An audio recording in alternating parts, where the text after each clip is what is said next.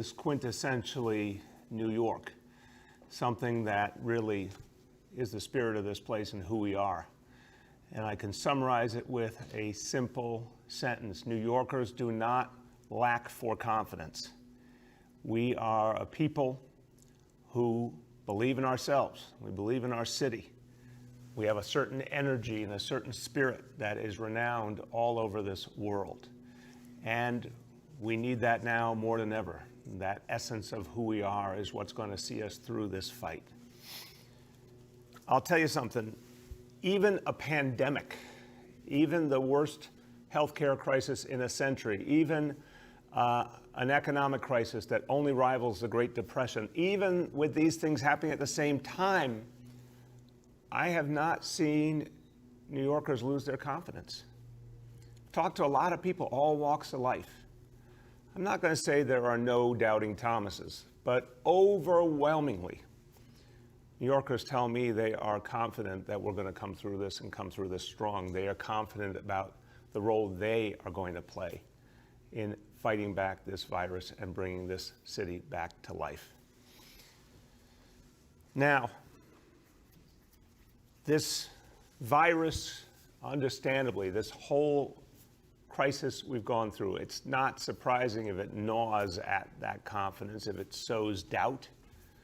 That's normal, that's human. Who wouldn't feel some moments of doubt in the middle of something this difficult? And that uncertainty that comes with it, a disease that still is not fully understood by the global medical community, a disease that we all wonder about in terms of our own personal lives. Even though we're confident by nature as New Yorkers, there's uncertainty pervading this whole experience. And the most essential question we all ask is, have I gotten this disease already, or am I going to get this disease? If I have gotten it, or if I do get it, do I put my family in danger, the people I love in danger? The uncertainty is directly related to the lack of testing that's been the reality from day one. And this has been the central problem in this crisis, the lesson we have to take from this as not only New Yorkers, but as Americans. Our nation wasn't in position in terms of testing, and we can never let that happen again. But what we can say for sure is that every day more and more New Yorkers are getting tested. Every day there's a little more confidence because there's more answers person by person, and they're starting to add up thousands, then tens of thousands, then hundreds of thousands. And it's going to give us a clearer picture of what's going on. It's going to help people have more certainty in your own lives. It won't happen overnight, but it will happen steadily from this point on, and we'll be moving in the right direction. So to feel our natural confidence as New Yorkers and to answer those uncertainties, the key is more and more testing, and that's what we intend to do. Now, there's two kinds of tests. The diagnostic test, known as the PCR test, that's been the main part of the discussion from the very beginning of this crisis, and we still need to do a lot of that. And then there's the antibody testing.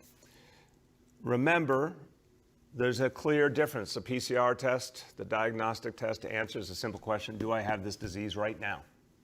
It does not answer what happened in your past. It does not answer what happens in your future, but it does answer clearly and consistently, do you have the disease right now? It allows us to take the actions right now we need to take in a test and trace approach. The antibody test really refers to the past. It asks the question, did I get exposed to this disease in the past? And it therefore helps you understand the obvious answer of your own experience. If you did get exposed in the past, were you able to beat it? Well, you know, it's a good sign when you know your body's been exposed to this virus and you obviously came through it. It's a good sign. Does it tell you everything? No, and we'll always put that disclaimer on it. There are different kinds of antibody tests, some more accurate than others, some more specific than others, and even the best antibody test does not guarantee that you can't get the disease again. seems that it's unusual for someone to get the disease again. That's what we've seen so far in our actual experience, but it is not a guarantee. What it does tell you is something, and right now we could use all the certainty we could get. We could use all the information we could get. Any step in the direction of more information is better. And if someone knows they've been exposed before, that's helpful. That gives people more confidence to know they came through it. It's also really valuable in terms of the emerging treatment, using plasma from folks who have been exposed before. That's a positive development that we want to support more and more testing for antibodies does that, helps that along. And it's also part of answering the bigger questions about this disease. The more people we test, the more our doctors and scientists have a body of information to help us really understand the disease better and beat it back. So we are going to proceed energetically with antibody testing in this city as we also build up the PCR testing capacity at the same exact time. Now, I've talked to you before about the effort focused on our first responders and our healthcare workers. That is a joint effort with the federal government, with the U.S. Department of Health and Human Services and the Centers for Disease Control. It will reach 140,000 healthcare workers and first responders, everyone making their own choice if they want to participate. They will get individual results, but it'll also help us with the larger research we need to do. 140,000 New Yorkers will be tested. It will start next week at hospitals, firehouses, police precincts, correctional facilities, and we're going to move that rapidly over the next few weeks ahead. But now, a new announcement today. Beyond the testing that we'll do for our heroes, we're going to open up antibody testing to a much bigger group of New Yorkers, so more and more people have the opportunity to get a test that will give them some information, some certainty as we fight ahead. So, as we do this, I want you to remember, every time someone gets an antibody test, it's helping them have information, it's helping all of us to have information. So we're really killing two birds with one stone. The individual gets something they need, but the healthcare leadership, the scientists, they get the information they need to do the research better to answer the questions about the disease. So real virtue in this. On top of the 140,000 for the first responders and the healthcare workers, we're adding another 140,000 for everyday New Yorkers. Combined, 280,000 people will get antibody tests in just the next few weeks in New York City. Over 250,000 antibody tests will be given. These are numbers that really start to add up, even against the size of a city as big as ours. This initiative, the additional 140,000 that will be available in communities across the city, comes through a partnership with BioReference Labs. They've been an extraordinary partner with our public hospitals, health and hospitals. They've been a key part of our response to the coronavirus from the beginning.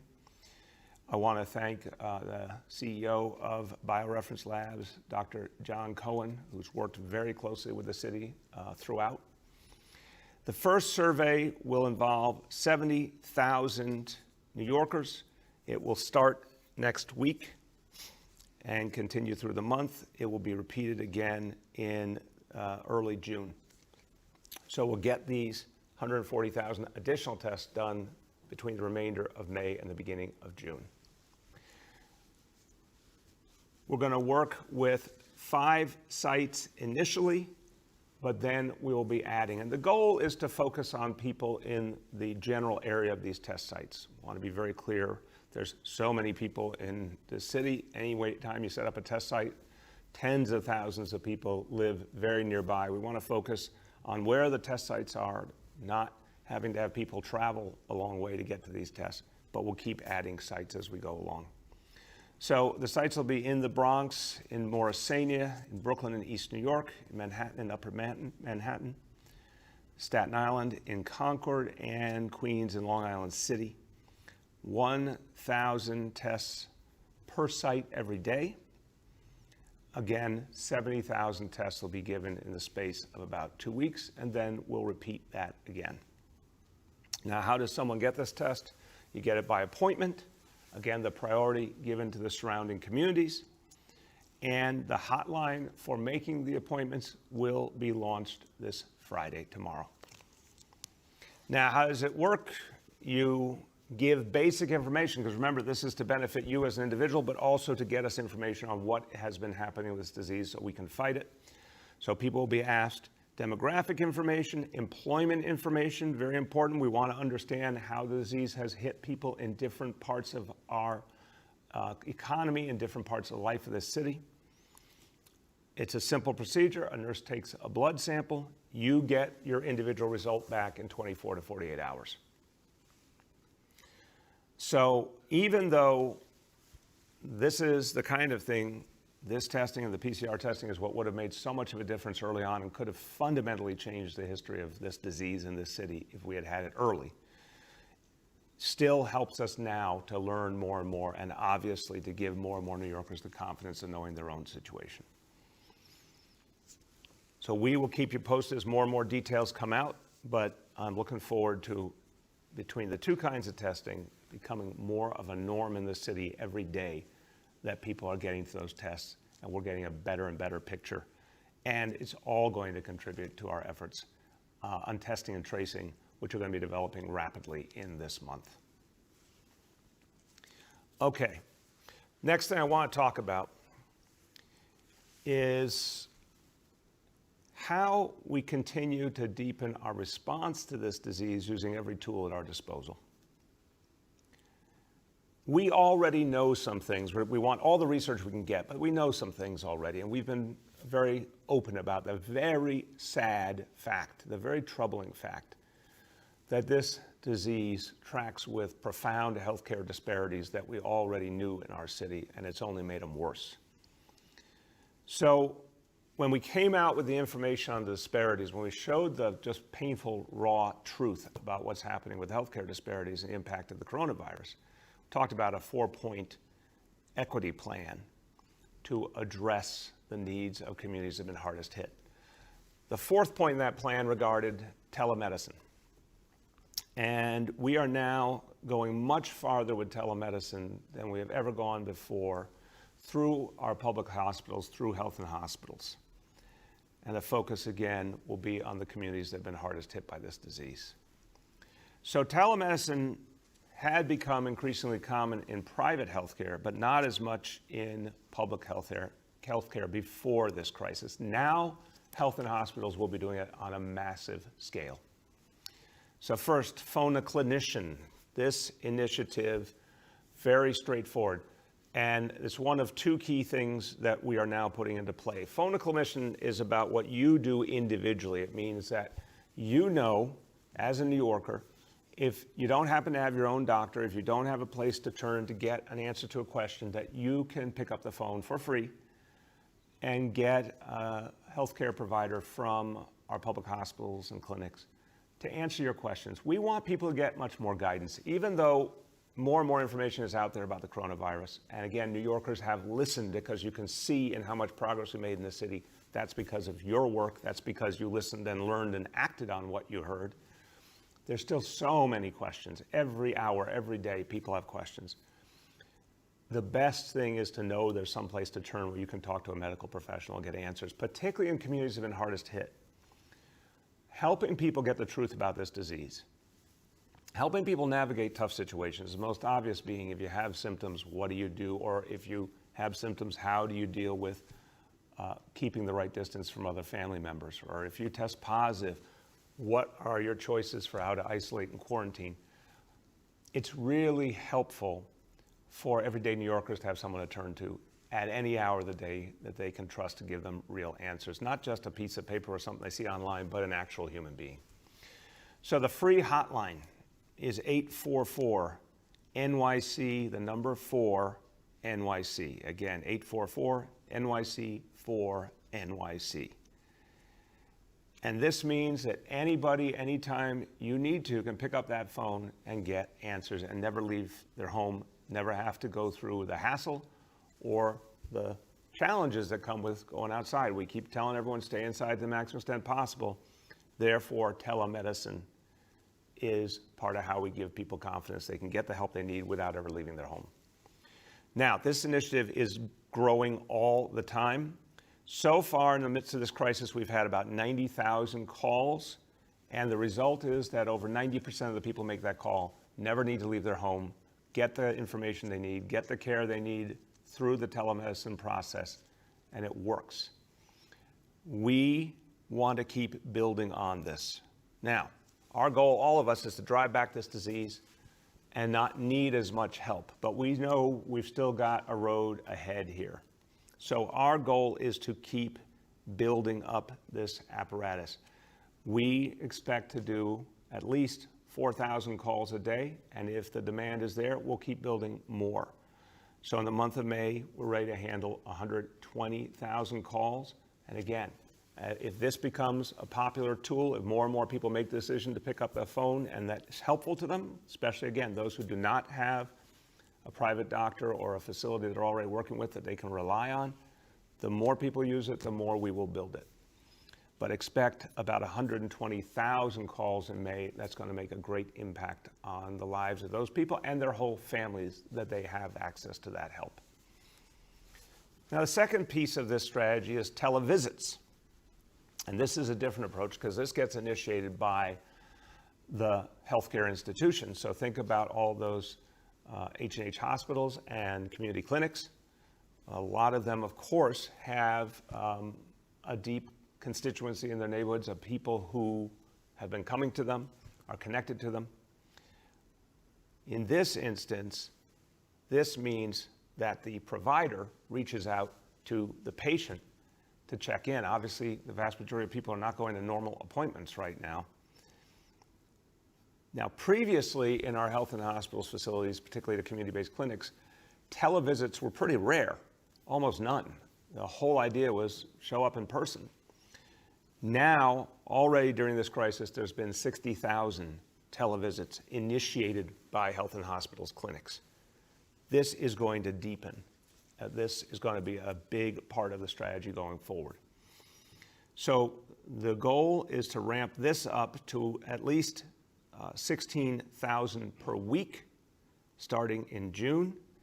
We believe that at least 80% of people who need help through our clinics for now can do it through televisits. So it'll be aggressive, a program by the clinics to reach their patients, check in with them, make sure they get whatever appointments they need. Of course, if someone needs to be seen in person, they still can be. But the goal is to the maximum extent possible, lean on televisits, reach a lot more people a lot more quickly, and always give people the option of getting healthcare without having to leave their home.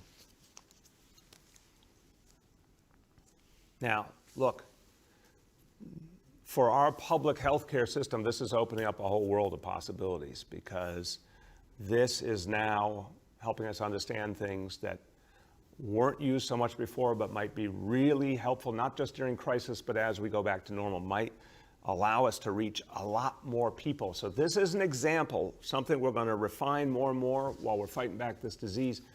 But I think it's going to be a crucial part of our restart and recovery and making a city that works better and is fairer. If we can perfect the use of telemedicine in public health care, we're going to reach a lot more people and we're going to reach them faster. That could be an example of something that comes out of this horrible crisis that actually makes us a better city in the future. Now, this crisis has been tough on everyone. But we know not only have some communities been particularly hard hit, we know some New Yorkers are going through a particularly tough time as individuals. And in this case, I'm referring to homeless New Yorkers, people who live on the streets.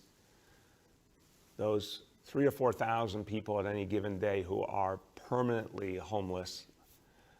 We have been trying intensely in recent years to bring them in. And in this crisis, again, new ideas are coming to the fore that are actually allowing us to reach people in whole new ways. And I'm going to report something to you that's pretty amazing today. You know, last night was only the second night in which subways were closed down in those very late night hours for cleaning. And therefore, all passengers had to leave the subway system. And that meant that our Department of Homeless Services and our outreach workers and specially trained NYPD officers could be there in places where there were a number of homeless folks to help them out and offer them a helping hand and offer them a place to come in and get the support they need. Yesterday, we talked about very, very impressive progress that was made just on the first night. But of course, the question is, okay, well, what's going to happen the second night, the third night? What does this really tell us? Well, the results on the second night were even better than the first night, which is very encouraging. Last night, our outreach teams engaged 361 homeless New Yorkers coming out of the subways when they shut down. 218 of them, well over half, accepted help. Again, this is the entire core principle of doing this outreach work, to constantly open that door for those who are homeless to realize there's something else that could be done to make their life better. There's a different way they could pursue. 218 out of 361 accepted help. That meant 196 went to a safe haven or a shelter. 22 went to a hospital. Remember, a lot of homeless folks out there need medical care. It's about helping them feel the confidence that they can come in and get help. This is an amazing result. Now, we got a long road ahead, but this is an amazing result. Again, permanently street homeless in New York City, federal studies show year after year in recent years, somewhere between about 3,500, 4,000 people. When 218 come in one night, and then we hope and we pray that with a lot of good work, the vast majority of them will stay in, accept long-term shelter and then affordable housing and all the support they need to deal with whatever challenge they have, whether it's a mental health challenge, a substance abuse challenge, whatever it is. When these kinds of numbers mean that many human beings who had lost their way now get a chance to live a better life, that's an extraordinary story. So again, thank you to all those extraordinary outreach workers out there night after night, no matter what's going on, they're there. The NYPD officers who got trained to do this work, who are devoted to this work, thank you. Thank you to the MTA, great partnership going now. I think this also is something that could lead to a whole different approach in the future that'll make life in the city better for everyone, particularly homeless New Yorkers. Now, in this crisis, there are some other people who have been really vulnerable. And this is a sad additional story within the story, and it's not something we can ever turn away from. To save people from the disease, to knock this disease back, to save lives, we have obviously had a policy of shelter in place, stay at home, and it's obviously working. For the vast majority of people, it's about keeping them safe and keeping all of us safe. But there are some people who deal with a very different reality at home, where home is not a safe place. And it is a painful reality, and it has been before. In this crisis, we've seen some troubling trends that we must address aggressively. We've seen too much domestic violence, too much gender-based violence. Some people, some observers have said, well, if everyone has to stay home, it's quote unquote inevitable that would happen. I don't accept that. We can't accept that. We need people to stay home for everyone's safety, but we also have to find a way to disrupt this problem because it's unacceptable. It's unacceptable that anyone would be in danger in their own home. We do not allow that in New York City. So, there's always help available, literally on a moment's notice. If anyone's in danger, not only will the NYPD come to help, and they've put immense resources into fighting domestic violence, but anyone who needs shelter will get it instantly, no questions asked. 24/7, anyone who's endangered, we will help immediately get a roof over their heads and be protected. Anyone who feels endangered, there's a particular hotline for people who are facing this threat. It's 800-621-4673. 800-621-4673. you know the person on the other end of the line will understand your circumstance and will act immediately to get you help. But responding to the crisis is not enough. We have to prevent domestic violence from happening to begin with. The NYPD and so many community organizations, so many providers, advocates have done extraordinary work finding new ways to fight back against domestic violence and gender-based violence.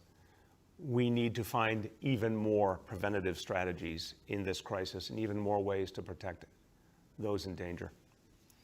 I'm announcing a COVID-19 response task force on domestic and gender-based violence, taking some of the leading minds and some of the people who do the most important work in this city to fight this scourge, bringing them together, working with our mayor's office to end domestic and gender-based violence.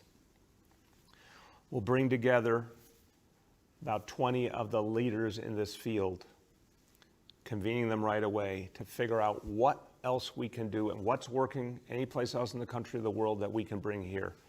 But the bottom line is we're just not going to allow this to happen. No one should be suffering because they're at home. No one should suffer in silence. No one should be afraid that the place that's supposed to be their safe harbor is actually a place where they're endangered. We cannot have that in New York City. This task force is going to help us to come up with new solutions.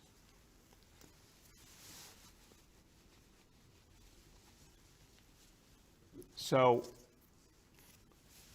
a couple more things, and when we talk about new solutions, I want to talk about the challenge that this city faces. In fact, cities all over the country, all over the world are facing as we fight back this disease, as we restart and recover, and then work together to find a better path for the future. So many cities have in common a lot of realities, and we are increasingly working together to solve problems, to figure out what works one place that might work another place, to share ideas and approaches all as one because we face the same exact challenges. There's not a real sense of difference when you're talking city to city. I can tell you talking to mayors around the world, everyone has a common language in effect because we deal with the same issues and needs of our people. And we all know that as we come back, as we recover, we're going to be facing some huge challenges ahead, not just from this disease, but from what's happening all around us in this world. This disease has pointed out disparities and has also pointed out the danger of not being prepared for the bigger challenges ahead.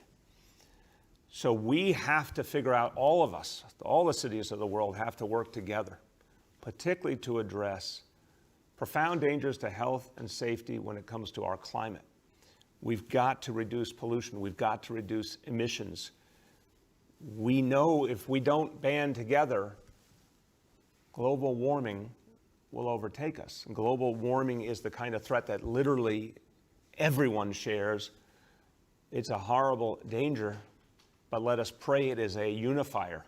And maybe in this moment, as the world has fought this virus together, there's been some signs that the nations of the world might come together in common cause. Well, the cities of the world are doing that already. So we, New York City, have been part of an organization called C40. It's a group of cities around the world that are committed to ambitious action to fight global warming. And now C40 has laid out a set of resiliency principles for the cities of the world to follow in terms of coming back and coming back better. We've signed on to these principles because they give a good, very basic roadmap of the things we all need to do together and the things we're going to help each other do.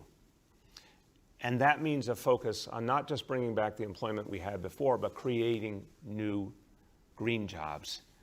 It means investing more in our people, in the health and safety of our people, including in communities that never got their fair share.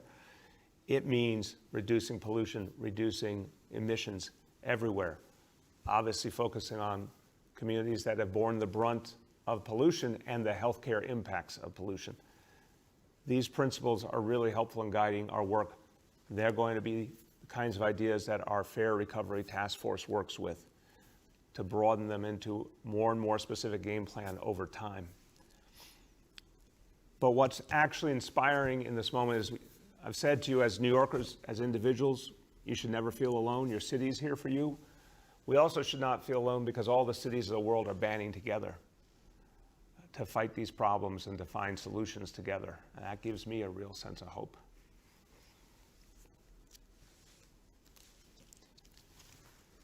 As we wind this down, I want to take an opportunity to offer some thanks. And it's amazing, as you've heard this week, there are many days and weeks designated to thank the people who serve us and are there for us, but those days and weeks don't always get all the attention they deserve. In this pandemic, there's a real spotlight on the people who are our heroes, the first responders, the healthcare heroes, the essential workers. So you probably didn't know this before, but you should. It's National Correction Officers Week. And these are heroes who don't get their due. It's a tough, tough job. I've spent time in our correction facilities talking to our officers. They have a very tough job. It's thankless, it doesn't get the acclaim, but it's another crucial part of how we make this city work and how we protect people. Our correction officers have to show a lot of agility, a lot of creativity in doing the work they do, because remember, it's not just the work of public safety, it is the work of redemption. The entire concept, that's why we call it Department of Correction, is to help people come back from their mistakes, never see the inside of a jail cell again. And our correction officers do amazing work to achieve that kind of goal every single day. So to everyone at the Department of Corrections, our correction officers, all the employees of the Department of Corrections, appreciate what you do. It is not easy in normal times. It's been a lot harder during this pandemic. It's been a tough, tough time for all of you, I know. But you keep showing up and you keep making sure everyone is safe, and you keep doing that work of redemption. And I want to thank you, and I ask all New Yorkers, if you know anyone in your life who works for the Department of Correction, please give them a special thank you this week, because they do so much for all of us. We don't get to see it that often, but it's something we depend on a lot. Please give them a real heartfelt thanks. Okay. Now, time for the daily indicators. And again, I'm looking forward to us working together, continuing that strong discipline approach you've all engaged in to get these numbers to go down together steadily. Today, we have progress. It's not perfect progress, but it's damn close. So this is a good day. I want to see even better days, and I want us to string them together, because that's our pathway to opening up, reducing restrictions, and taking the steps towards the restart.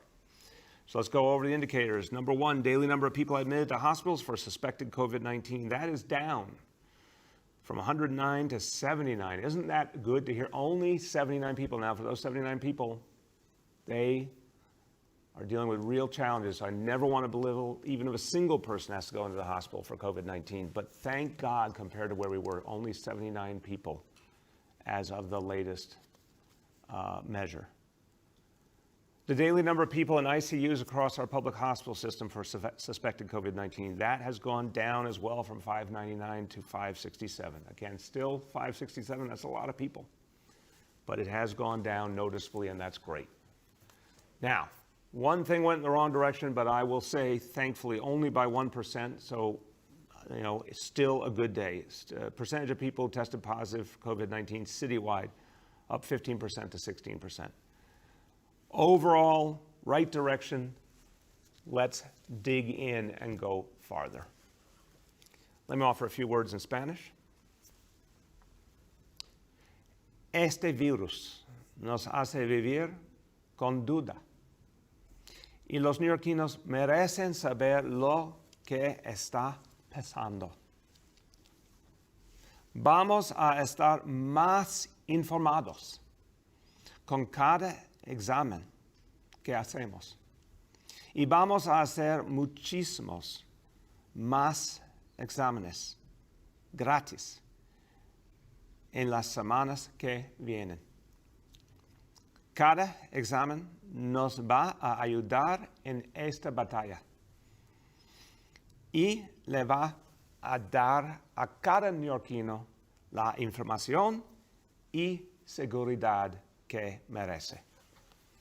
Okay, with that, we will turn to our colleagues in the media, and please let me know the name and the outlet of each journalist. We'll now begin our Q&A. As a reminder, we also have Dr. Barbeau, Dr. Katz, and Senior Advisor Jay Varma on the line. First question today goes to Andrew Siff from WNBC. Hi, Mayor. Good morning. Good morning, everyone. Hope you're all doing well. Yes, good morning, Andrew. How you doing? Hanging in there. My question is about the testing. You have set out benchmarks for testing before and then acknowledged that those benchmarks, despite the best intentions, were not met. So I'm wondering, first of all, what assurances can you give New Yorkers that that 140,000 number for first responders and 140,000 number for everyday New Yorkers will actually be met? And then assuming you do hit those numbers, what is that information supposed to tell us? So the 140,000 that the city of New York will do with bioreference labs, I'm totally confident that that will get done on the schedule we've laid out, and the details will be filled in the next few days. The 140,000 that we have been putting together with the U.S. Department of Health and Human Services and the Centers for Disease Control, I feel good about it because all the steps have now come together and the mechanical process has been agreed to, and I expect that testing to start next week. It still involves the federal government. I think, Andrew, you would agree. It's been an interesting ride dealing with the federal government during this crisis. But on this one, things have been moving very steadily in the right direction, and we've gotten confident answers from the federal government about the ability to have this up and running for next week and to hit those numbers. So the 240,000 pools I feel good about. That will get us 280,000 of the antibody tests right there, in addition to all the other testing that will be going on. Again, it is a part of the puzzle. If we had, Andrew, if we had the perfect world, it would be totally available universal PCR testing, diagnostic testing. If we had the perfect world, that's what would tell us what we need to know when we need to know it. That's what we should have had in the beginning of this crisis, or as close to it as possible. Federal government has always struggled on the PCR testing. I don't understand it. It is the center of the fight. I first called for the help from the federal government on PCR testing on January 24th. I know others around the country did as well. And the reality of the testing is the test kits. We know what it takes to make a test kit. Now we have an even easier way with the self-swab testing. We know what it takes to analyze a test in a lab. These are knowable things. These are things that can be acted on by the federal government. This is another area where the president has hesitated to use the Defense Production Act to the fullest. I don't understand why for the life of me. Our country was not prepared for this, and we don't make the things we need in the United States of America, and this is absolutely a negative result of globalization, a real indictment of all the decisions made over the decades to ship manufacturing out in the United States, and it has to be reversed bluntly. And we're leading the way right here in the city by creating our own capacity in as many areas as we can to produce our own things. But still, the federal government isn't getting it right on the PCR testing, and they still need to, and they still need to use the Defense Production Act and to get us what we need. But until that day, Andrew, we will do as much of the diagnostic testing as we can, and we will do as much of the antibody testing as we can, because both tell us something and both are usable in our test and trace strategy and in our pathway to a restart. The next is Shant from the Daily News. Good morning, Mr. Mayor. Wanted to follow up about homelessness on the subways. Colleagues of mine who've been on the ground have found a number of homeless people refusing to go to shelters out of fears of contracting the virus there, and instead sort of setting up on buses. So I just wanted to get your thoughts on the possibility that the problem is basically relocating from subways to the buses. My second question would just be, if the outcomes you've seen from the subway closures are giving you to reconsider your opposition to calls from some homeless advocates who have pressing for the city to provide single hotel rooms to every homeless person. Thank you. Thank you. Sean, I appreciate the question, but I actually would say that in both instances, the results we're seeing in the first 2 days entirely validate the heavy outreach strategy and the fact that when provided the choice the right way and when there's lots of support there, a lot of homeless people will choose to go into safe havens and shelters. This is something Commissioner Banks has been talking about for years. And again, this crisis and the specific plan with the MTA is putting a point on it. But I remember the first press conference we did in Tompkins Square Park, and we can get to the exact date of that, when we announced Homestat, and how revolutionary it would be to put a huge amount of outreach workers on the task of bringing in homeless folks off the street and just investing whatever it took to gain the trust of homeless folks and disrupt the negative patterns of their lives and give them a better way. And over the last 3 years, that strategy has been proven and proven and proven again, which led to our Journey Home strategy we announced in December to end permanent street homelessness. This new approach is striking to me because it is creating the kind of positive disruption that's causing homeless folks to make that decision to come in. So, no, the results are speaking for themselves. People are going to safe havens and shelter. Again, if there's ever a specific situation where our outreach teams believe a hotel is a better option, that's there for them. But we want to help people, Sean. Remember, this is not like someone just needs a roof over their head. These are folks who, for whatever reason, their lives ended up bringing them down to the street on a permanent basis. Many of whom have either a serious mental health issue or a substance abuse issue or both. You can't just take someone like that, put them into a hotel with no support and call it a day. That takes intensive support, which is what safe havens do in particular.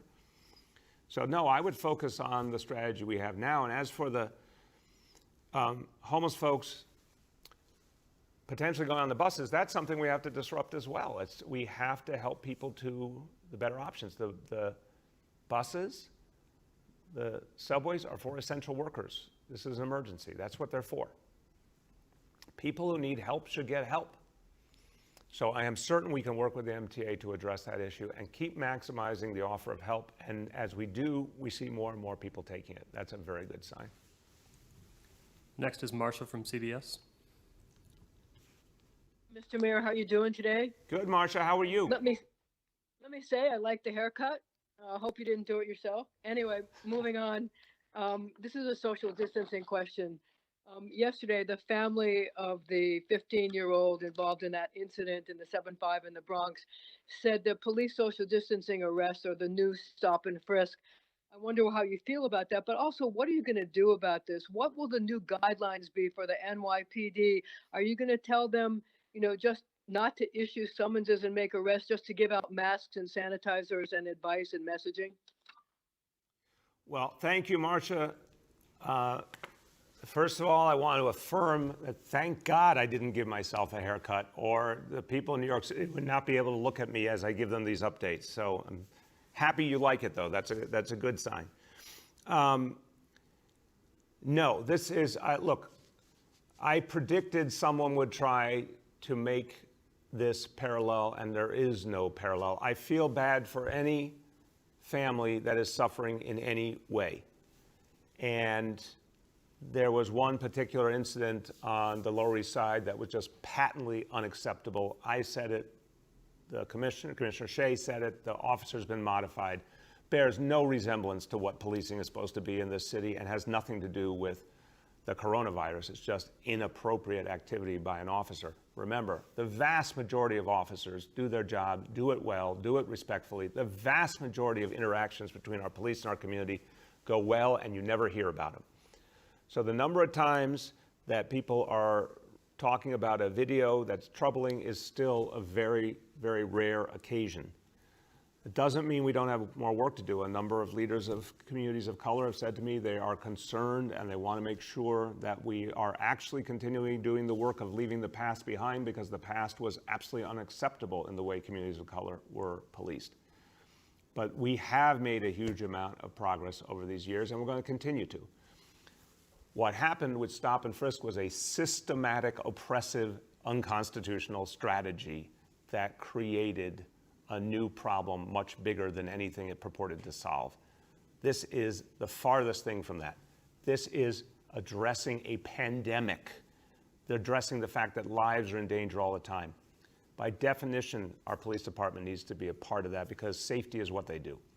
Now, the vast majority of interactions around this pandemic are officers reminding people what they do, asking them to change their behavior. People, they respond. I've had this conversation with Commissioner Shea and Chief Monahan. The vast majority of New Yorkers, when an officer, not only a police officer, any of our enforcement officers says, hey, I need you to create more space. Hey, I need you to put that face covering on, people do it. Some incidents have occurred that have nothing to do with social distancing, and we should not forget that. There's entirely different activity going on. Police still have to fight crime, and they still have to address conditions in neighborhoods when neighbors call in with a complaint. But no, we're going to make the protocols clearer and clearer. But it's that hierarchy I've talked about several times. The thing we're going to be particularly intolerant of is larger gatherings. Those are just downright dangerous. When people are too close together, we're going to help make sure that they create more space. We're going to help make sure people wear face coverings, very consistent with what our police do to protect safety in general. But we're going to keep refining the protocol to make it clearer for everyone involved. It's a whole new world we're dealing with. We never had to deal with this in the past. This is a new world. It'll take time to get it better and make more sense of it, but I'm confident that we'll get it done. Next is Julia from the Post. Good morning, Mr. Mayor and everyone else on the call. Two questions for you on the DOE. One on the fact that the DOE still hasn't presented its final middle and high school admissions plan. Don't you think that parents and students deserve to know how seventh graders are going to be applying for high school next year? And then I'm looking for you to respond to remarks by Chancellor Carranza at a panel discussion recently. He questioned the ethics of screened schools and told fellow administrators not to, quote, waste a good crisis in pursuit of a change. So I don't know the specific panel discussion you're talking about. So I can't respond to comments I haven't seen the context. We've been clear in this administration that we are reevaluating the admissions process across the board. And we're asking important questions about what is fair and equitable going forward. Many things are going to be reevaluated as a result of this crisis. It's a whole concept I've been putting forward that we are not just going to bring New York City back with the status quo that was there before, but we're going to try and make a series of changes that favor equity and fairness. We were already in the process of doing that when it came to school admissions. So certainly the screen schools are being reevaluated, and we'll have more to say on that in the future. On high school admissions, look, everything's been disrupted here on a just seismic level. Of course, with each passing day, we're able to do more and more to clarify to students and parents how things are going to go in the future. So admissions certainly will be addressed, and it'll be addressed soon. But I want to remind everyone that we've had to remake the entire school system in the last few weeks to create online education on a massive scale for the first time. And the focus in recent weeks has been making sure that was up and running fully and getting kids the technology they needed. And I remind everyone and anyone, if there still is a child that doesn't have that free iPad who's a public school student, call 311, we'll get it to them right away. And also for children with disabilities in our non-public schools, religious and independent and private schools, we will get them a free iPad as well. And again, any family can call 311. But our focus has been getting the education system up and running this new approach. making sure we're focused on high school seniors, because that's the most sensitive piece of this equation, helping everyone who can graduate to graduate, and starting to build a pathway to the summer and then next year. But as we're filling in more of the blanks, and we'll certainly have a lot more to say on admissions soon. Next is Juliet from 1010 Wins. Oh, hi, good morning, Mr. Mayor. How you doing today? Good morning, Juliet. Are you going to present me with another problem to solve today? No, maybe tomorrow. Okay, good. You take one day off once in a while, okay? But listen, no, thank you for the acknowledgement on the encampments. Actually, we're hearing about more locations, so I'll keep you posted. But my questions today are as follows. What options are you reviewing to avoid furloughs and layoffs? There is a lot of concern about that from working New Yorkers. And the other question is, we had Yankee President Randy Levine on 1010 Wins talking about plans for the possible resumption of baseball. He's hopeful there could be some kind of opening at Yankee Stadium. Now, I know you're a Boston fan, but given that baseball could be a very good thing for the city, do you think you'd find your way there for a first pitch? Yeah, you know, Juliet, I am a huge baseball fan. And I'm getting to the point now, you know, I just saw that ESPN is going to start broadcasting South Korean baseball. And I'm like, I need baseball. I think a lot of us need baseball. I'll watch it anywhere, any country, anyhow. But look, I would love nothing more than to see baseball come back to New York City. And I would happily go to Yankee Stadium and be part of that first game. It would be a joy, and the same with Citi Field for the Mets. I don't think that's coming soon. I think we have to be honest about it. I think it would be, the day that baseball comes back to New York City is going to be an extraordinarily positive moment. And I will celebrate with Yankee fans and Met fans alike. But I think we need to set our sights in a realistic place. As we think about restarting, and we see this from the good examples around the world and the bad examples, and the good examples around the country and the bad examples. You start in smart, purposeful ways. You start where you can do the maximum social distancing. You gotta be careful. The more people you put in one place, the greater the danger until you really knock down this disease. So there's a kind of chicken and egg here, Juliet. You want the perfect time to really reopen big events is always when the disease has really been beaten back to, you know, next to nothing. So, and the danger with big gatherings especially is that could be one of the things that propels the disease back and gives us that boomerang we really don't want. The example of New Orleans and Mardi Gras. You know, big gatherings cause problems. Could you have baseball without fans or with, you know, a limited number of fans? Yeah, there's different things to discuss. But I want to really emphasize, we're not there yet. And I think those bigger gatherings and bigger events are going to be one of the last things that will really fit the equation as we restart. And this one I put in the better safe than sorry category. I want to see baseball come back badly, but I want that the day that baseball comes back, everyone is really confident that it's the right thing to do. So when it comes back, I will unquestionably be there joyously with all other baseball fans, Yankees and Mets alike. Quick point on the encampments. Again, those are not acceptable in New York City. So Juliet, if you find others we want to hear about right away, or anybody watching now, if you see homeless New Yorkers setting up a semi-permanent place to live, we will not allow that. Just call 311. We'll get NYPD and homeless services and sanitation over there to clean it up immediately. We need those reports so we can make sure that nothing like that happens. On the furloughs and layoffs, Juliet, this is the last thing I want to do, literally the last thing I want to do.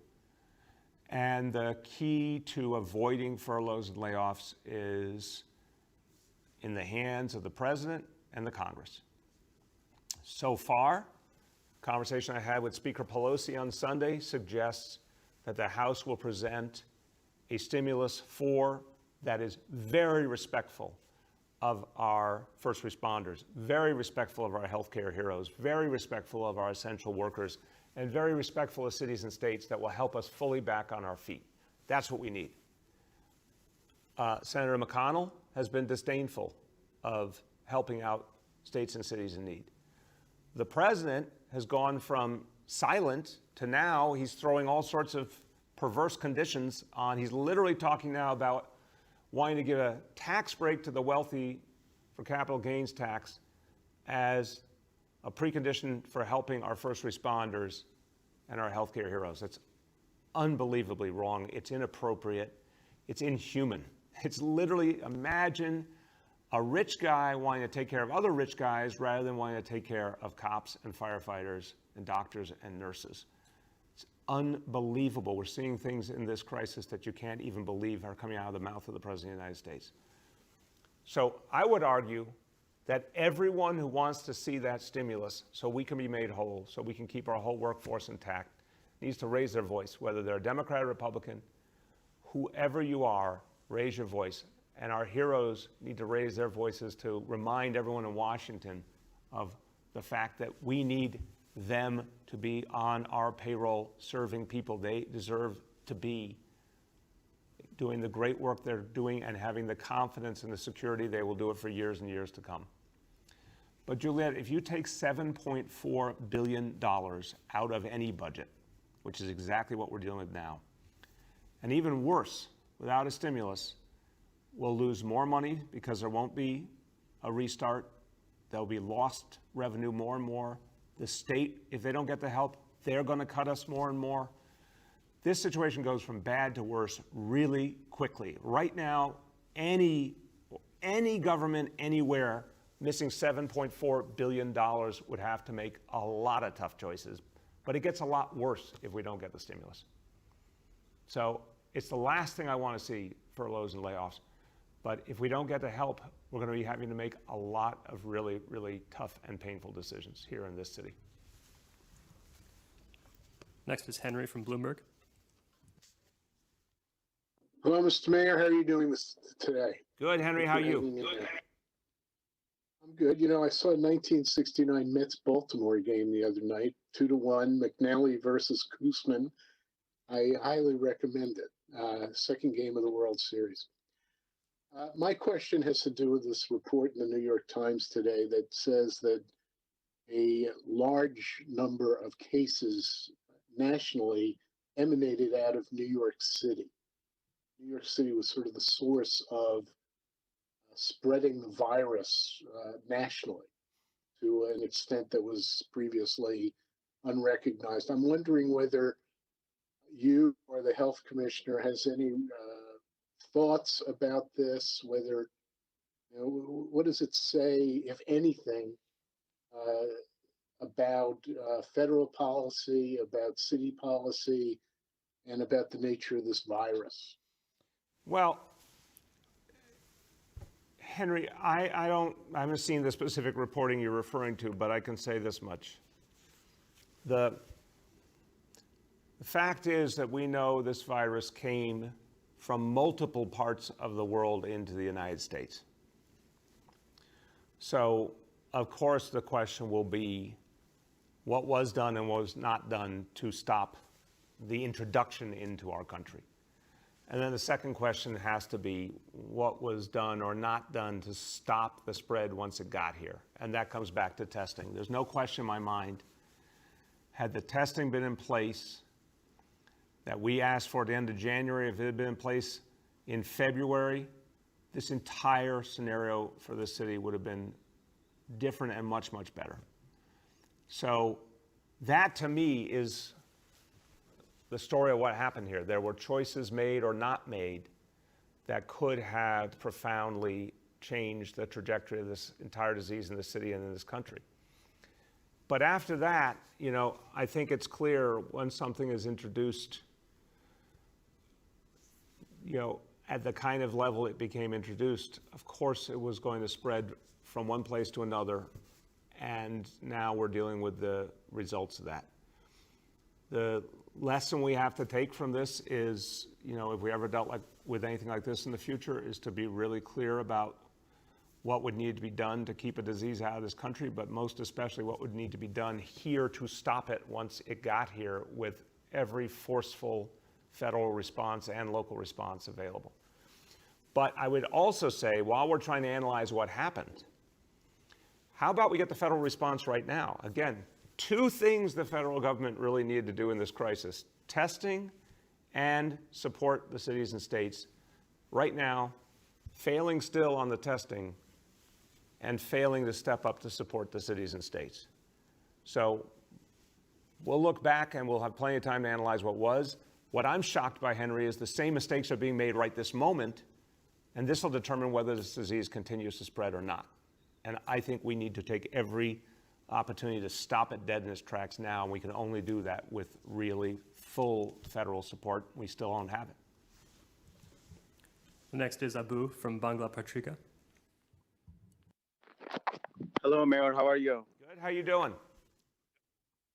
Good. Thank you so much. So I have a question, which is, you expressed the frustration and anger day before yesterday about, I think, about the president who is not helping the New York City. What is the alternate plan if you don't get any support from federal government? And then, number two, the city is closed, so might be in the future city will be open. What is the plan? How will be the style of, say, about a restaurant, bar, nightclub? If it's open, then how it will be open? It will be like same like crowded, or it will be a different kind of shape? What would be the new, the style and system?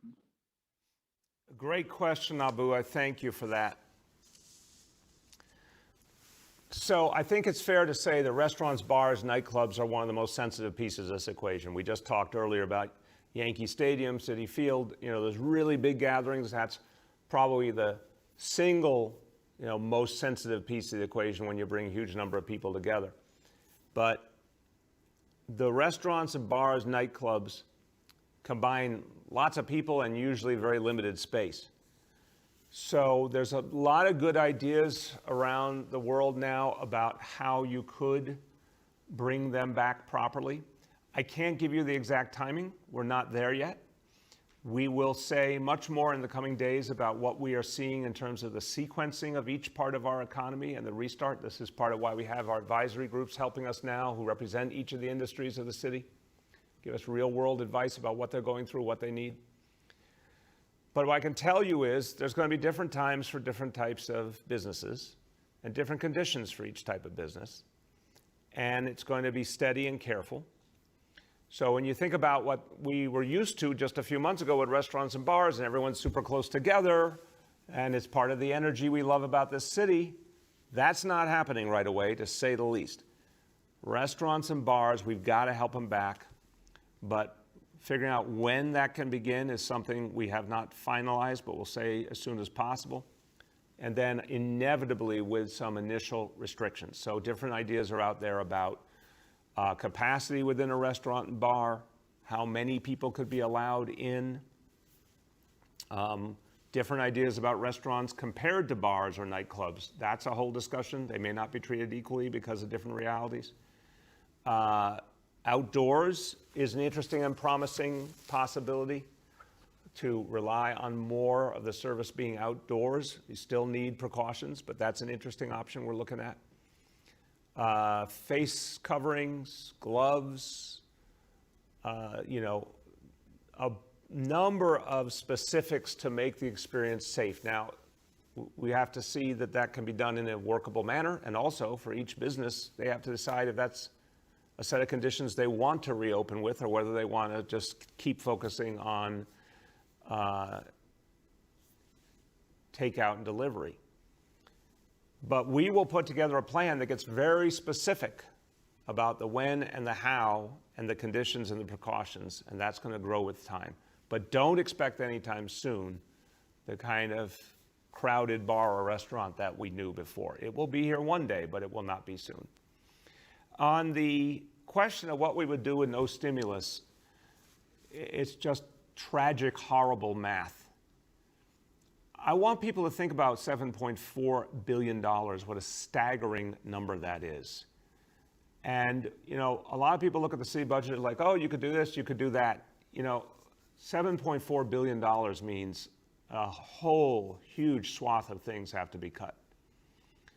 And again, if there is not a stimulus, and if it's not a very generous stimulus, the situation gets worse because the lack of stimulus hurts restart and recovery. Then there's less revenue. So the problem we have now, the $7.4 billion, becomes a much bigger problem.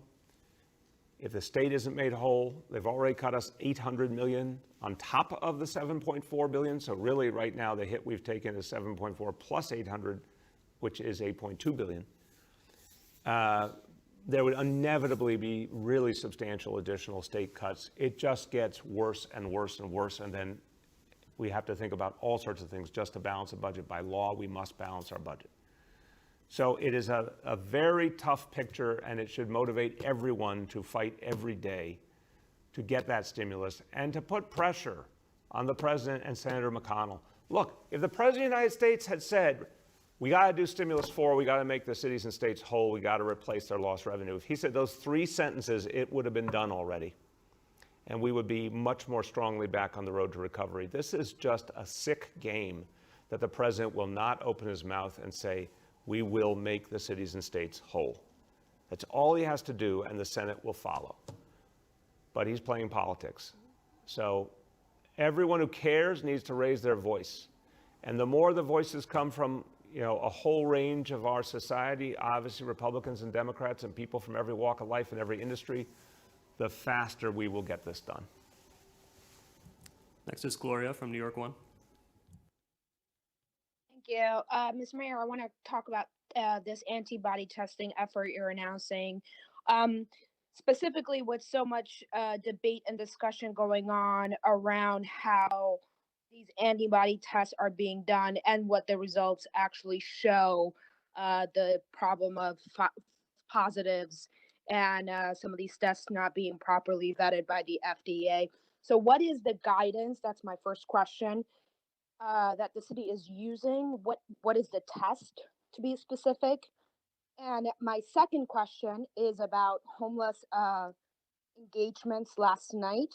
Out of 361, 218 accepted help. Is the city recording what happened to those other people?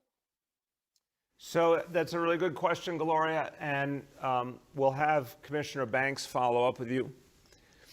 So again, on the 218, so 218 out of 361 is a stunning figure to begin with, because I've been watching this situation over the last 3 years with the Homestead Initiative. And again, well over 2,000 people have come in and stayed in. And remember that base we work from, this is, again, as Commissioner Banks talked about yesterday, this is not everyone who's ever been out on a street panhandling, or someone who's homeless very temporarily, or someone who lives in a shelter. We're talking about the essence, the most painful, tough part of the problem is permanent street homelessness. 3,500 to 4,000 people at any given moment. A horrible tragedy we have to fight. Against that backdrop, well over 2,000 people in the last 3 years have come in, stayed in, never gone back to the street. So 2,000 over 3 years is actually pretty amazing compared to the universe we're dealing with and compared to the history of the city, where there was never anything like that. They never even got close in previous years to bringing in that many people. This is the single most intensive effort to reduce street homelessness in the history of the city. 2,000 plus in 3 years.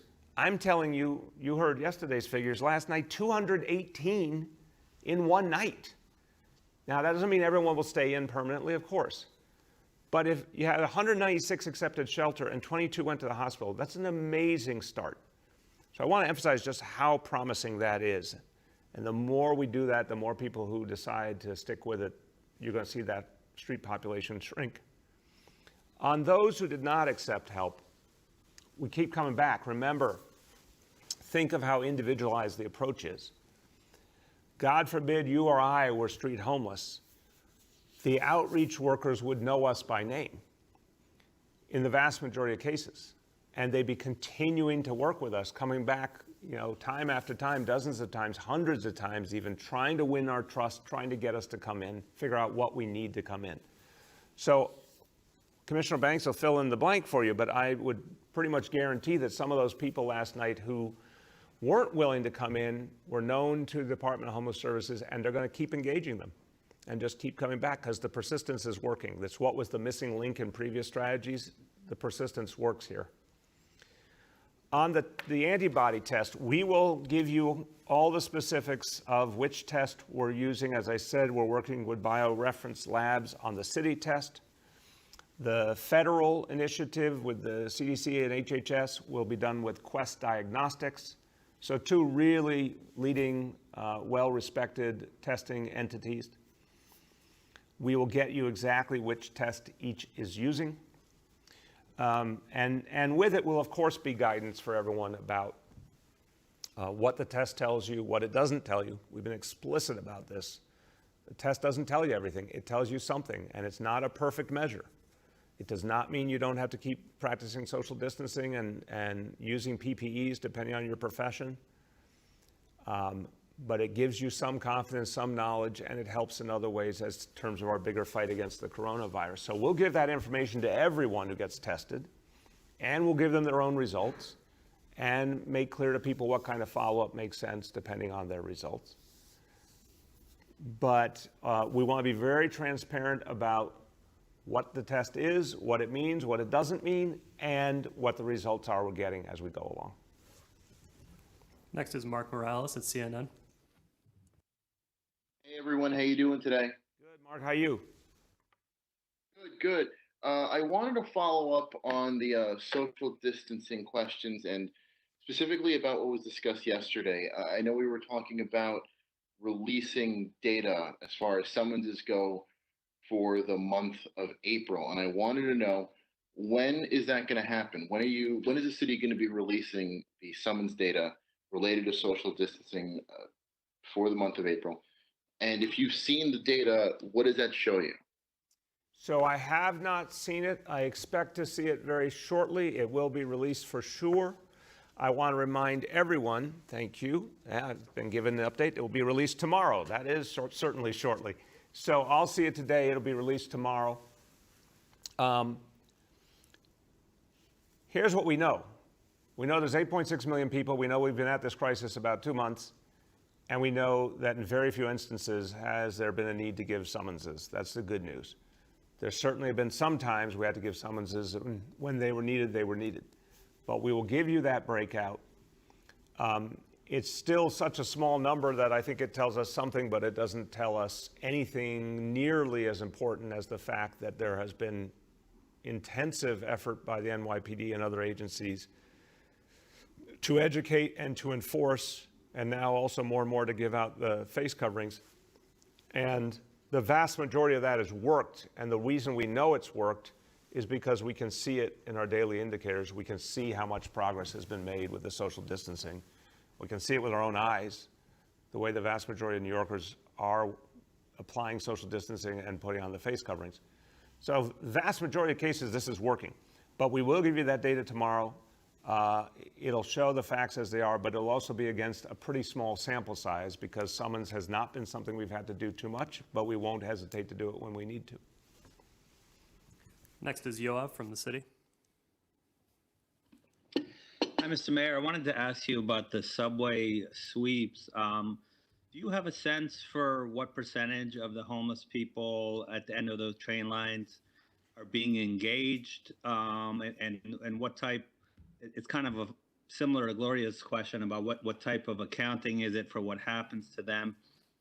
But you also mentioned that it sounded like offering a hotel room was one of the options that they can be given in certain cases. Can you just say in which cases, and have any of the homeless people actually moved to hotel rooms from the subway? So again, I'll have Commissioner Banks give you more detail, but I can give you just overview. Let me ask from Freddie Goldstein that just if we have yesterday's numbers too on number engaged. Yeah. That'd be helpful. On your first question, Yoav, so again, I've said it, I'll say it again. 361 were engaged last night by our homeless outreach teams in NYPD. 218 of the 361 accepted help. 196 went to shelter, 22 went to the hospital. So when we say accepted help, it means that they actually left the scene with our teams and were taken someplace else where they could get help. So a huge percentage. The remainder did not accept help. But again, we know a lot of them, and we'll keep working on them. And I need people to understand that these are human beings. Each one is different. You know, you don't win every time, but you keep at it, you do get a lot of people to move. And I think we're seeing more and more in this crisis, more and more street homeless people are choosing to accept help. And I think it's in some ways related to all the changes that are happening and all the disruption of our normal life pattern. It's actually opening up a lot of homeless people to the possibility of accepting help, and that's a good thing. To compare to the night before, 252 were engaged and 139 accepted help. So high levels of engagement both nights, and in both cases, a majority accepted help. And that's a very striking result. Again, there seems to be, in my humble opinion, an over-focus on the hotels. The hotels seem like in many of our questions here, I think the hotels are being put on a pedestal that's just not the reality. And so let's try and get it clearer here. Hotels work for some things, they don't work for everything. When it comes to a homeless person who needs help right now, this is different than if someone's in a shelter setting. Let's just try and get this tight here. If someone's in a shelter setting, congregate shelter we've talked about, and there's a need for more social distancing, that's a case where we are using hotels. We've been doing it more and more to make sure there's enough space.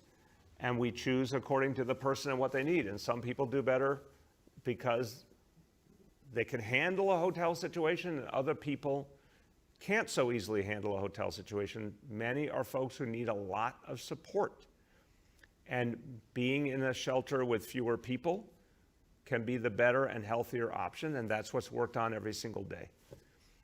The folks who are street homeless and have been spending a lot of time either on street or subway or both are in many cases dealing with really extreme problems. And the goal is not to just take them and leave them alone somewhere, but the goal is to get them the intensive help they need. That's the entire concept of the safe haven, and that's a concept that has been proven now for 3 years to work. Think about, Yoav, someone who is street homeless with a very high interconnection to serious mental health issues and or substance misuse. They need a safe place. They need a lot of support. They need a lot of medical care. They need mental health services and or substance misuse services.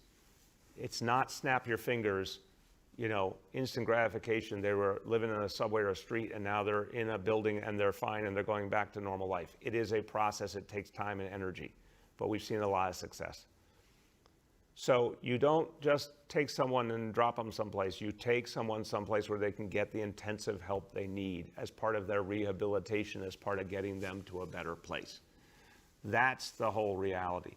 As I said, if there's an instance where a hotel for any particular reason makes more sense, of course that option exists.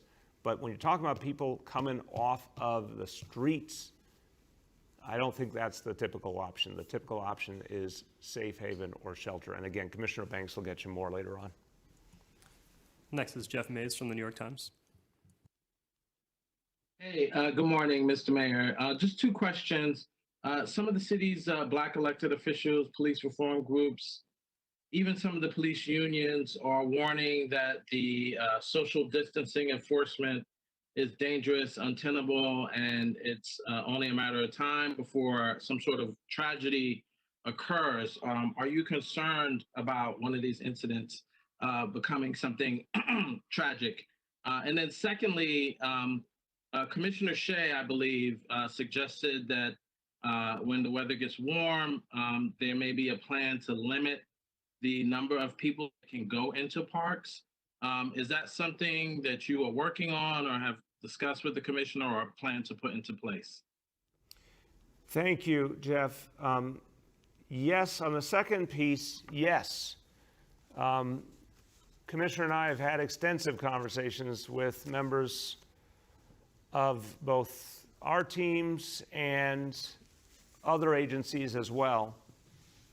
And there are certain parks where just the configuration of the park lends itself to overcrowding, and we're working on strategies right now to address that. And we'll have more to say on that tomorrow.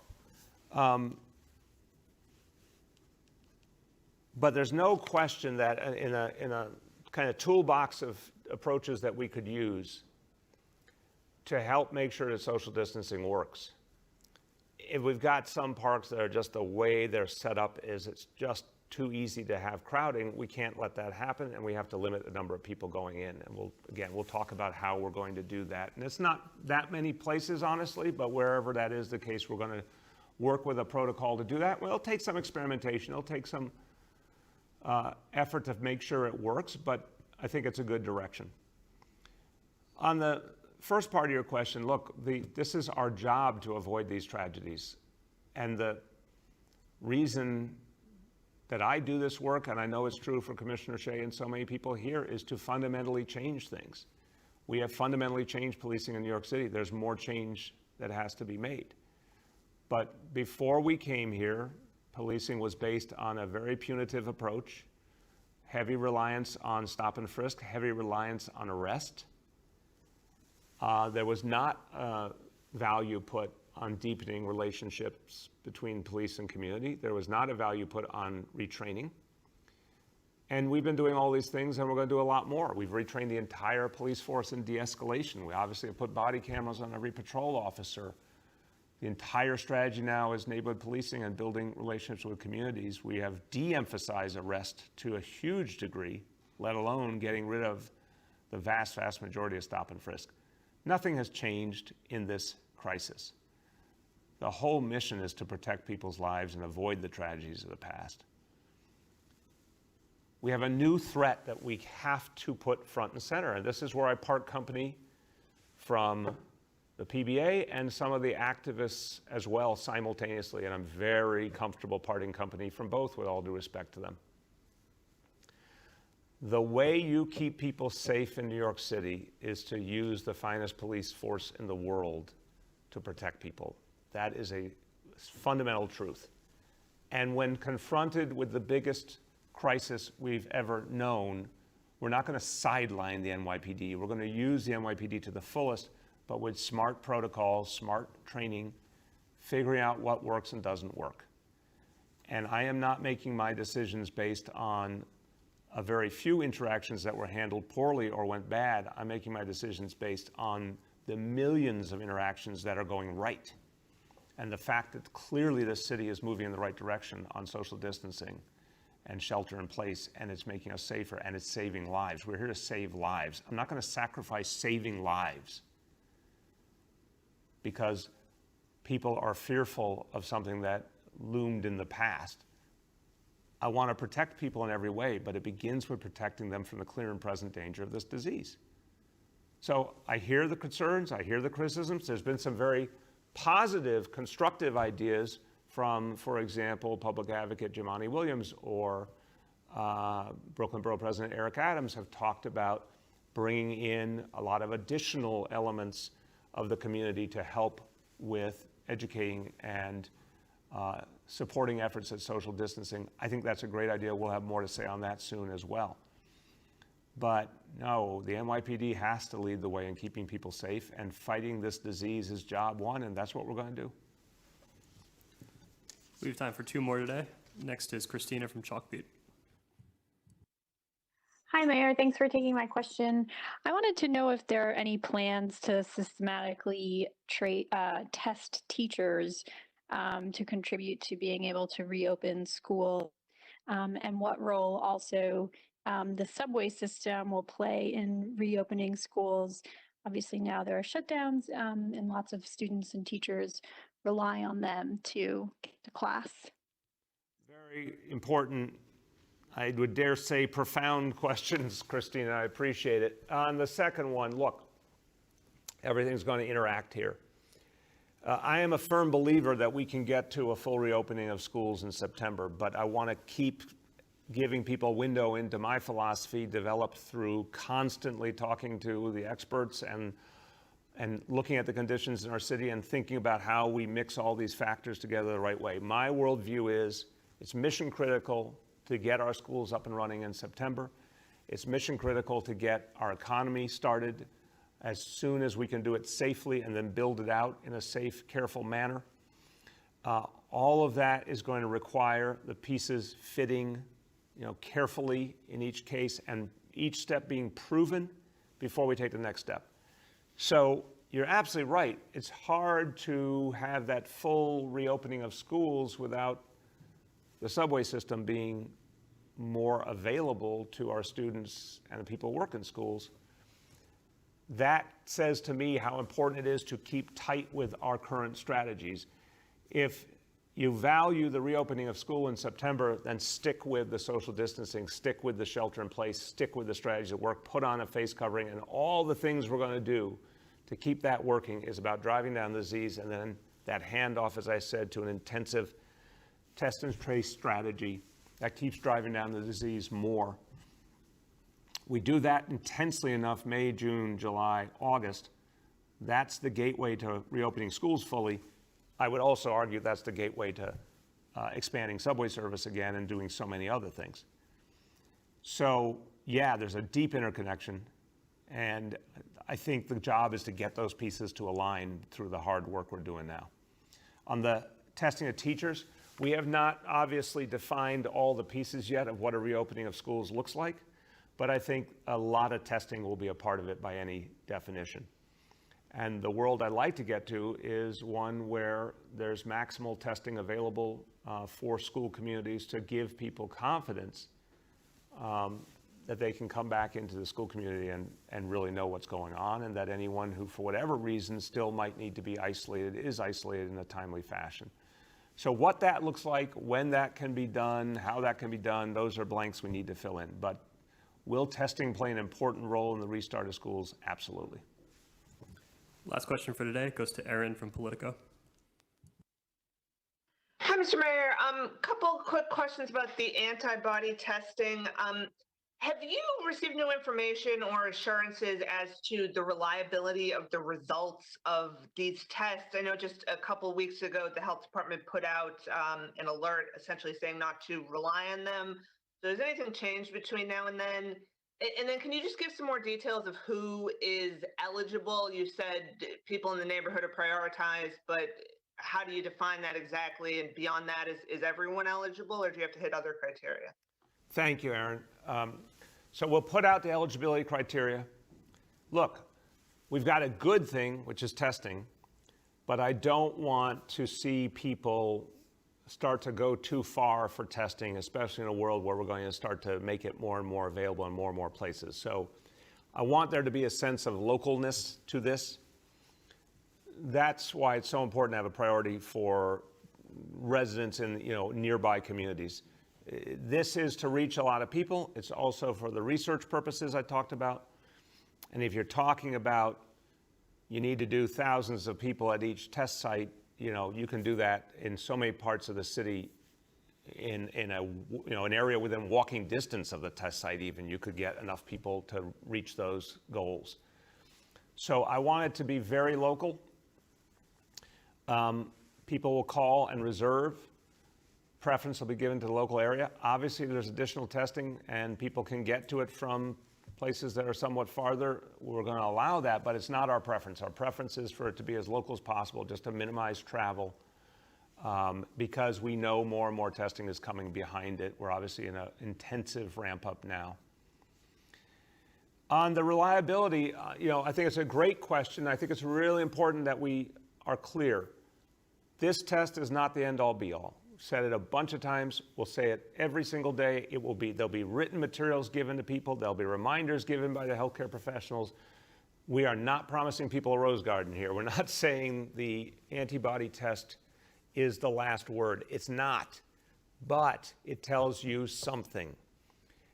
The most effective tests, and obviously we're working with BioReference and Quest Diagnostics to make sure that we have the tests that we believe are the most fine-tuned, if you will, the most specific to indicating that you've had COVID-19 and you've been exposed to it previously.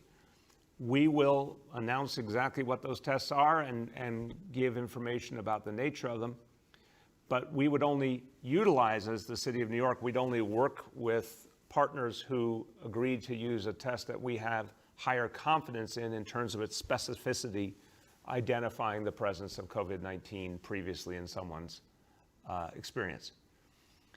There are some other tests out there that I think are less reliable. We're not going to work with those. So we will be clear about reliability levels. But even with that said, the what we know, what we don't know, what we can know is if you've been exposed to the disease and you came through it, that tells you something. That is helpful. It tells you something about your experience. It tells you something about your resiliency. It's helpful to know. It does not change the fact you still need to take precautions. We'll keep delineating all those precautions because we don't have the hardest evidence that you couldn't get the disease again. We don't have a lot of evidence that you will get the disease again, or it's likely, but we can't say definitively you won't. So we're going to keep telling people to be careful and safe because of abundance of caution. Certainly, if someone has been exposed to disease, that's important, again, for knowing who could be candidates to provide plasma for that kind of treatment for others. And the research is the research. And having facts about people helps us on a research level to understand disease, as I said, to understand it demographically, by occupation, all sorts of things we need to know. So we'll keep putting all those qualifiers on.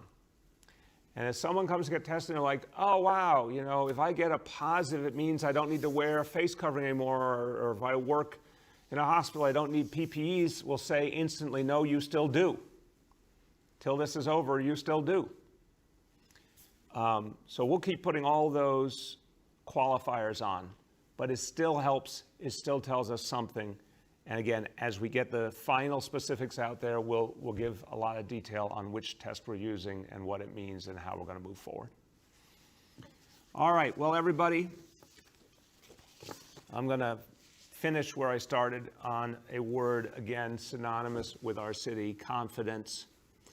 I feel a lot of confidence today myself, and I have been taking in so much information from day one.